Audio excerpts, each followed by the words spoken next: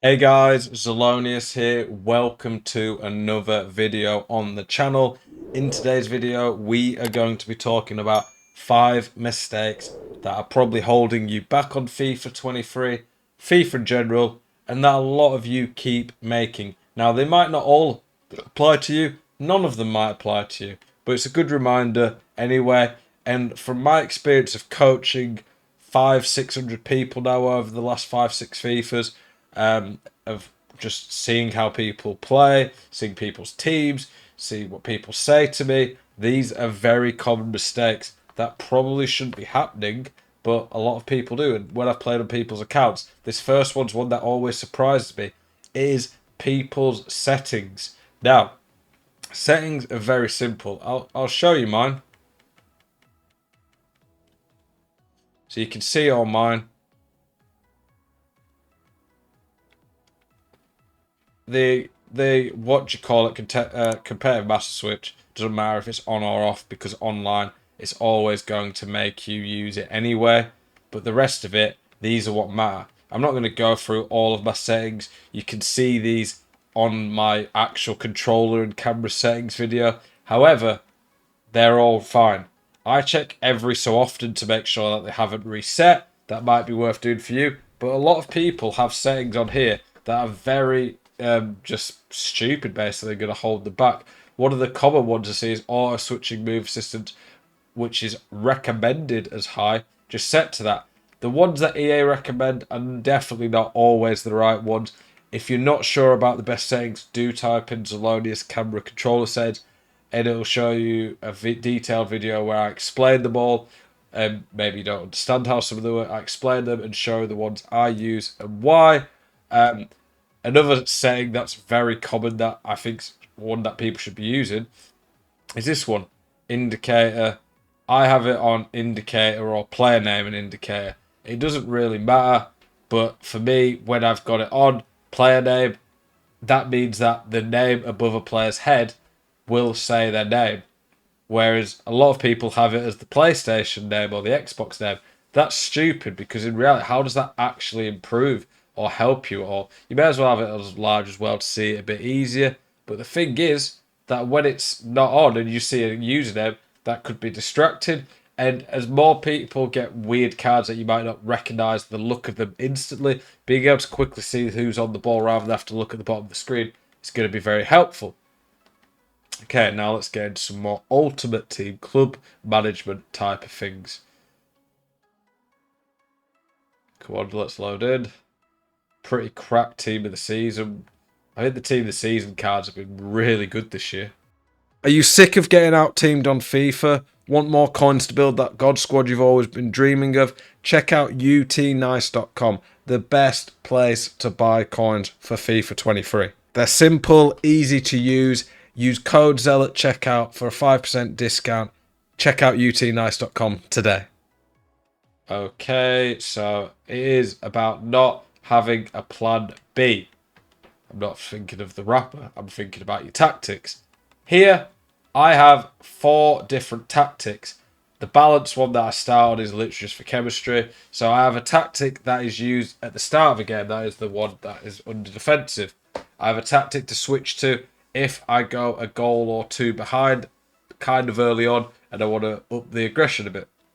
I have a tactic to switch to when I'm chasing a game later on and I need to go all out attack. And then I also have a tactic to see out a game, defend, help me deal with the press when I'm winning a game.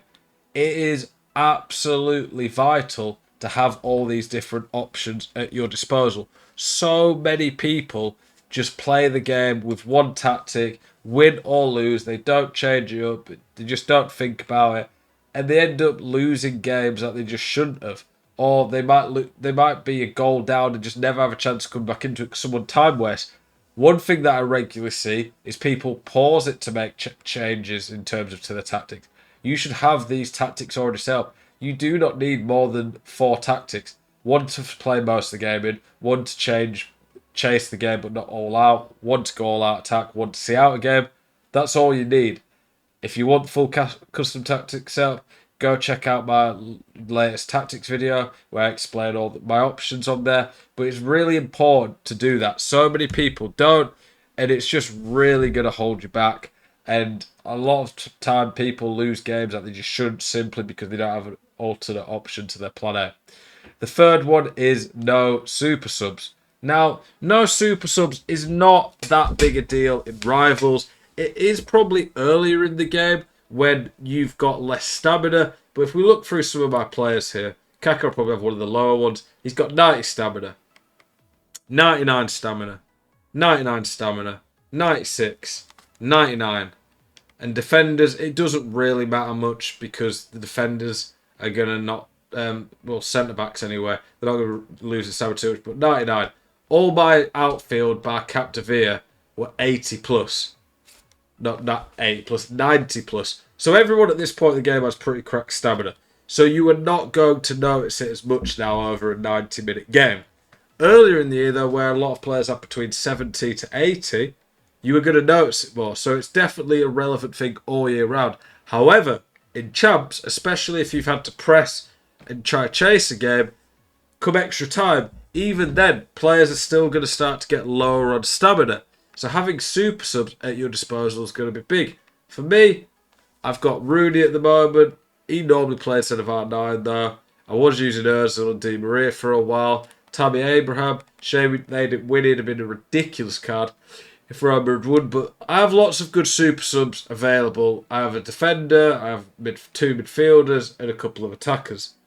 At the end of the day, you never know when a super sub could change things for you. And it's very easy to have good super subs at this point when you've got red picks from Team of the Season.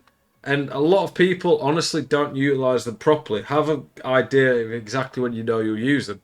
The fourth one is worrying about chemistry too much.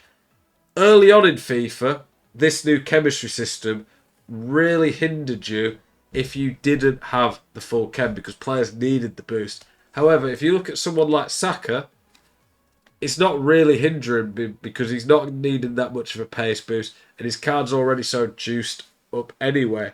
Earlier on in the game, though, where players need the chemistry boost, it makes a big difference. In my actual team, Saka would have full chemistry with Rooney. But I would not at this point not use a top tier player because he doesn't get full chemistry. A good example of that's Jude Bellingham. I've seen people choose to use Lucio over better centre-backs, even though Lucio is very good still, because they feel like they have to get everyone on full chemistry. Look at what losing chemistry would do for a player. Players don't get minus stats anymore when they don't get full chemistry or when their chemistry is low. So you can bear that in mind. Remember the chemistry system's changed. And the last mistake that I'm going to talk about is doing silly SBCs. Is Awa really getting anywhere near your team at this point? He's good. He's got crazy passing. He's good on the ball. Fairly good physical. Pretty good defending. Good shot. Pretty good pace. He's very good. But is he that much better than any other midfielder out there right now? No. He's 4-4 as well, which is good but not great. And how are you fitting in an Algerian? The only thing I can think really is Atal maybe in that league. I think Atal's got a really... is Algerian. And obviously has that really good card. Let's have a look. Like even now, this Atal's still one of the better ones. Yeah, so you could fit Atal. But at the end of the day, if an SBC forces you to use a player that might not get in your normal team or that you'd rather not use, is it worth it? With SBCs, sure, you're going to have to take risks sometimes when you've got a load of fodder. You might want to do like an icon one, but don't do silly SBCs that are going to waste your coins. It matters more early on in the game than at this point, but it's a mistake a lot of people make, and they end up with cards that they're just never going to use. Hope you guys have enjoyed this video. Hopefully it's helped you out. Appreciate you guys and the support on the channel as always. Keep it spicy. I'll see you guys in the next one. Peace.